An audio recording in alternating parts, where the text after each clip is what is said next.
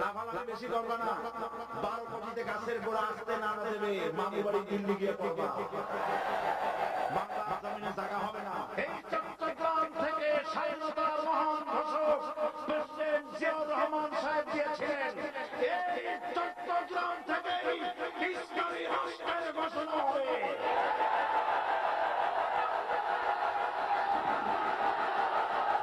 আমাকে যারা রাজাকার বলবে তারা পিতৃ পরিচয়হীন অবৈধ সন্তান।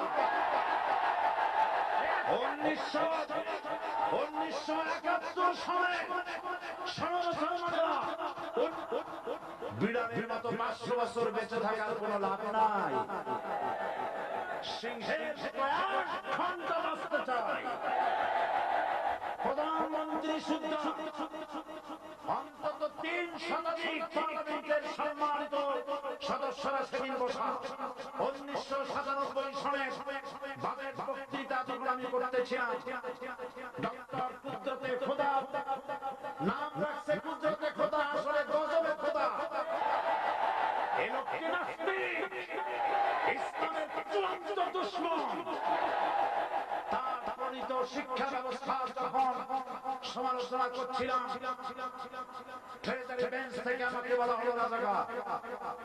আমি আমার সমস্ত শক্তি একত্রিত করে বলেছিলাম, শুধুমাত্র হিন্দুস্তানের রাজাকারেরাই আমাকে রাজাকার বলতে পারে। আমি বলেছিলাম 1973 সাল পর্যন্ত আমি বাংলাদেশের কোন রাজনৈতিক দলের নেতা এবং কর্মী ছিলাম না। আমি রাজাকার নই। আমাকে রাজাকার বলে যদি তাকে প্রমাণ করতে না পারে 10 কোটি টাকার মানহানি মামলা দায়ের করব। আমার এই বক্তব্য সারা দুনিয়া শুনেছে। পার্লামেন্টে আমার এই বক্তব্য রেকর্ড হয়ে আছে। সেদিন 3 শতাধিক পার্লামেন্ট মেম্বারের কেউ আমার চ্যালেঞ্জ গ্রহণ করেন নাই। যে কোনো ব্যক্তি পার্লামেন্টে গিয়ে আমার বক্তৃতা দেখে আসতে পারে। এরপরে 1997 সালের 7 অক্টোবর দৈনিক জনকণ্ঠ পত্রিকা যখন আমার বিরুদ্ধে লিখল, সেই পত্রিকায় সাইদি ওপেন চ্যালেঞ্জ 8ম পাতা 1997 7 অক্টোবর, এত বড় 2 কলমে হেডিং। সেখানে আমি বলেছি, বাংলাদেশের সকল সাংবাদিক, গোয়েন্দা বিভাগ, বাংলাদেশের সকল বুদ্ধিজীবীকে আমি আমার দিবসে আমন্ত্রণ করছি। আমার উপস্থিতিতে যদি কেউ প্রমাণ করতে পারে বাংলাদেশের স্বাধীনতা যুদ্ধের বিরুদ্ধে আমার কোন ভূমিকা ছিল, সজ্ঞানে স্বেচ্ছায় জাতীয় সংসদের সদস্য পদ থেকে পদত্যাগ করব। 3 বছর পার হয়ে গেছে, আজ পর্যন্ত কেউ এই চ্যালেঞ্জের মোকাবেলা করে নাই। সুতরাং আমাকে যারা রাজাকার বলবে তারা পিতৃ পরিচয়হীন অবৈধ সন্তান। 1971 সালে 1971 সালের কোনো কাদা সাইদির গায়ে লাগে নাই। আমাকে রাজাকার বলে জনগণ থেকে বিচ্ছিন্ন করবা। জনগণ থেকে আমার বিচ্ছিন্ন করা যাবে না, কারণ এই জনগণ আমার জন্য আসে না, এই জনগণ আসে আল্লাহর কোরআনের জন্য।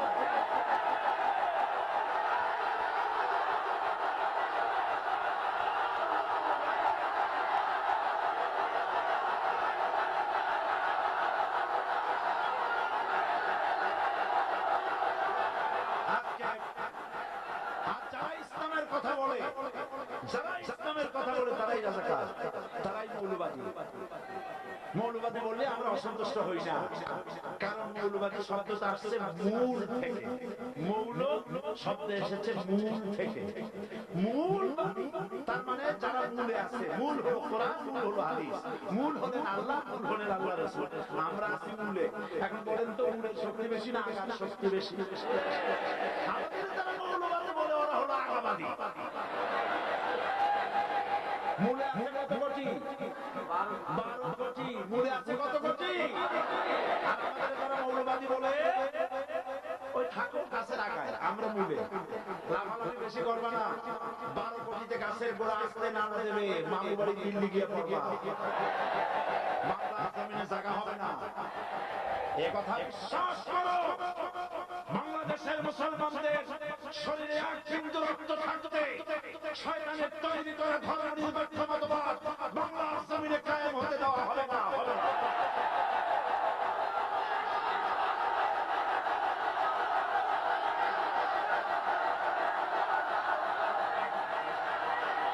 রাসূল করিম সাল্লাল্লাহু আলাইহি ওয়াসাল্লাম কোরআন প্রতিষ্ঠার জন্য আন্দোলন করেছিলেন। আয়াতুল কুরসি আমাদের সে কথাই শিখিয়েছে। আল্লাহ রাব্বুল আলামিন বলেন, আল্লাহু লা ইলাহা ইল্লা হুয়াল হাইয়ুল কাইয়্যুম। প্রাণ খুলে পড়েন, আল্লাহু লা ইলাহা ইল্লা হুয়াল হাইয়ুল কাইয়্যুম। আল্লাহ হচ্ছেন তিনি যিনি ছাড়া কোনো ইলাহ নাই, আইন কথা নাই, বিধান কথা নাই। আমরা মানুষের তৈরি করা আইন মানি না। 12 কোটি মুসলমানের দেশে আইন তৈরি করবে মানুষ, আমরা মানব না। নির্বাচন ঐক্যবদ্ধভাবে হবে এবং কোরআন হবে, কোরআনের পার্লামেন্ট হবে বাংলাদেশে।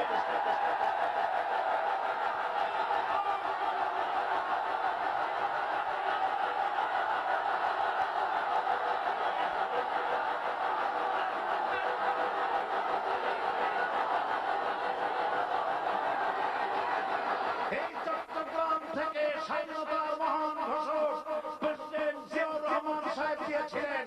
এই চট্টগ্রাম থেকেই ইসলামী রাষ্ট্রের ঘোষণা হবে।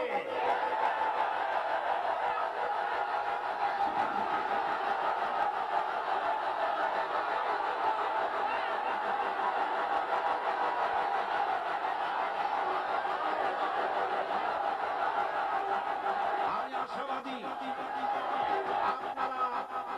আপনারা অবশ্যই তা পারবেন। আমি 100% বিশ্বাস করি ইনশাআল্লাহ।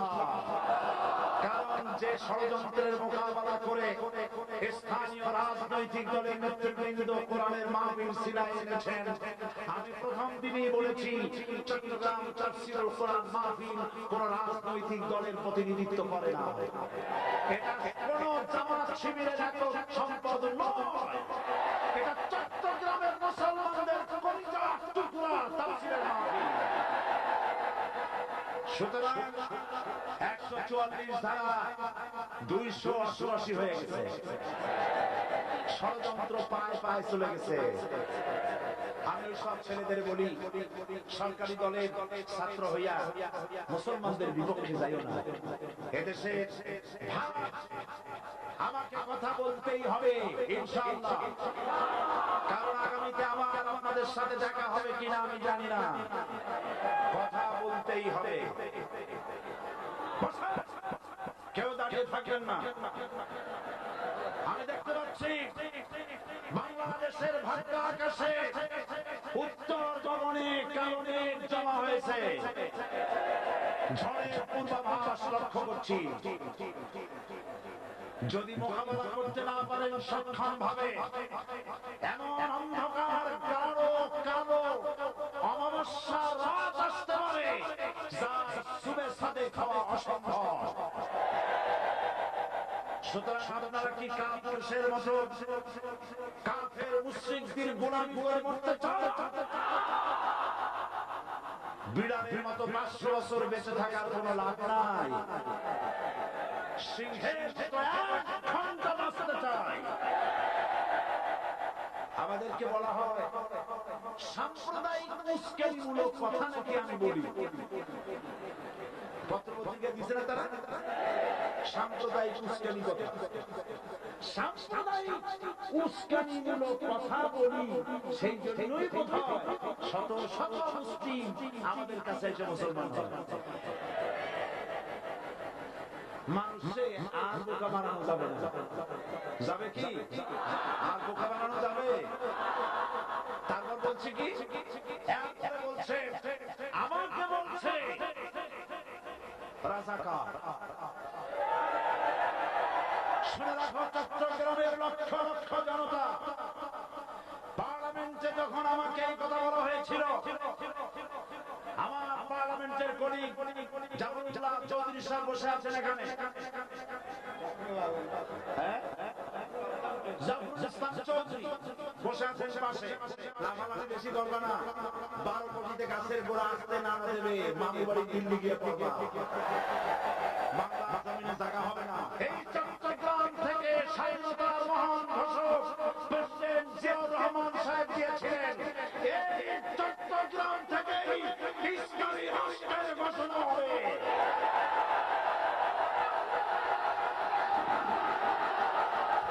আমাকে যারা রাজাকার বলবে তারা পিতৃ পরিচয়হীন অবৈধ সন্তান।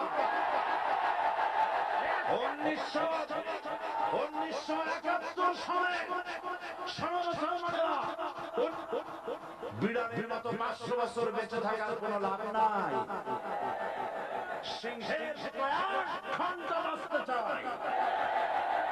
প্রধানমন্ত্রী শুদ্ধ